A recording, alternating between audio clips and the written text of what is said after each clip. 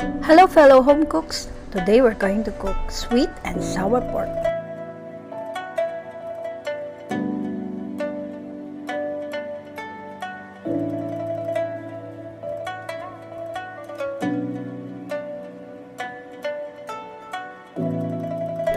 Let's begin by preparing all the vegetables.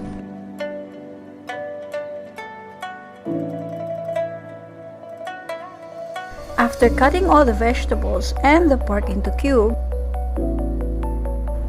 take the pineapple chunks from the can and then use the syrup to soak the meat.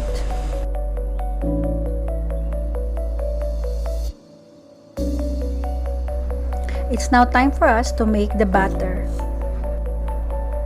Combine all the ingredients shown below and then mix.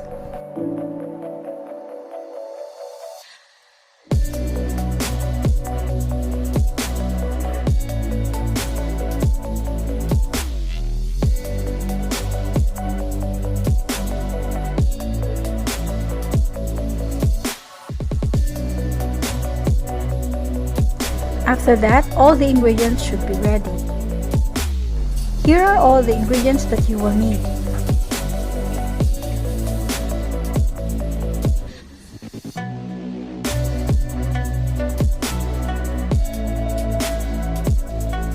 Next, you must dip all the pork meat into the butter and coat it fully.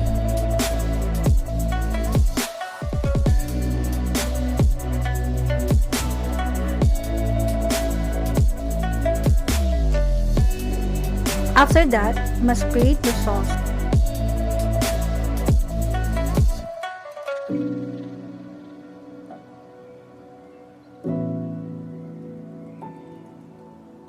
Follow the ingredients written below, and if the sauce is too thick, you can add a little water or pineapple juice.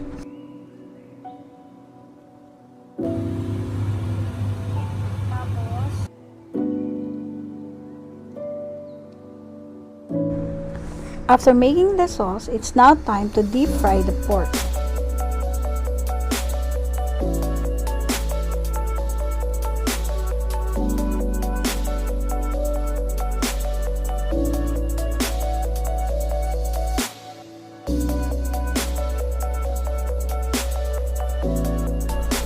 In a big wok, heat a little oil and saute the garlic, the onion,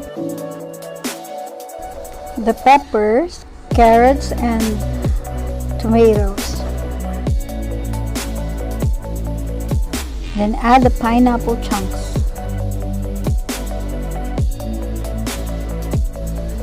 Stir fry on high heat while shaking the wok. It would be best if you can do the flipping on a high heat before adding the meat. You can start adding the meat once the veggies are half cooked.